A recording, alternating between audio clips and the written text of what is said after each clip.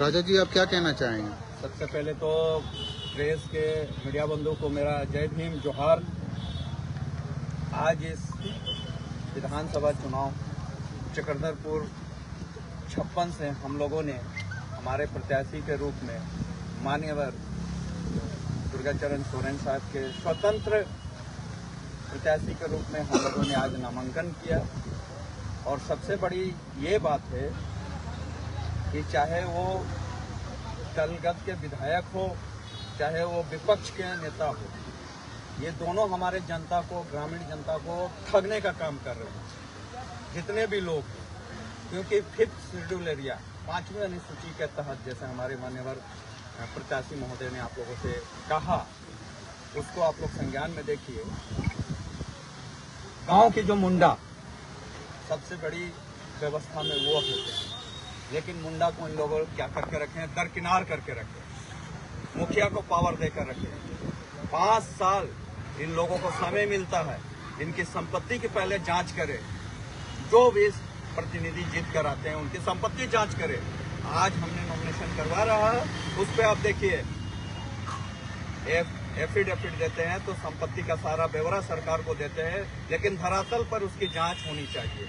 और पूरे झारखंड में चाहे पक्ष की हो, विपक्ष की हो, भ्रष्टाचार चरम पे है।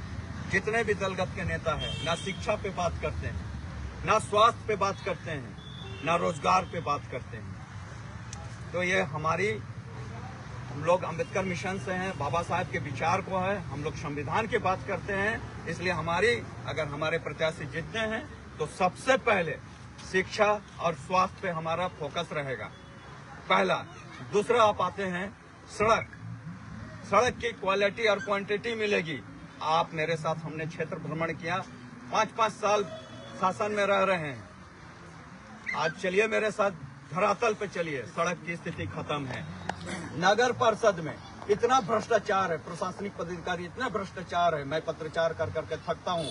मुझे जान मारने का धमकी दिया जाता है ठेकेदारों के द्वारा, लेकिन मैं मुखर होकर बोलता हूँ, मेरे को मारना है मार दे, लेकिन मैं आवाज बुलंद करूंगा भ्रष्टाचार के खिलाफ।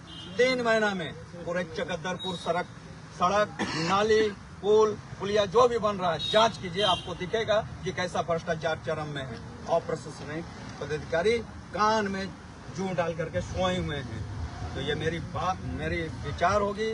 आप इस संस्था के चौथे स्तंभ हैं। मैं आप लोगों का बहुत आभार हूं कि आप लोग हम लोगों को बात जन जन तक पहुंचाने का काम करते हैं। और उसी तरह हमारे जो कैंडिडेट हैं, हमारे जो प्रत्याशी हैं, माननीय दुर्गाचरण सोरेन साहब, अगर जनता जिताती है बहुमत से, तो ये जनता की आवाज बनेगी। क्यों सरकार इनको पेंशन देती है?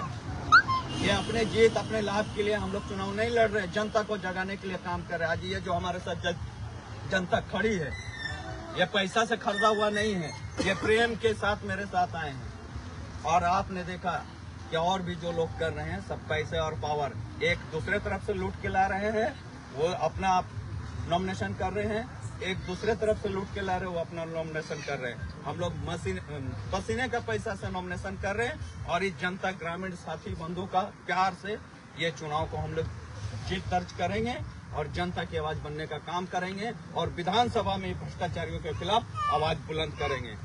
जय भीम।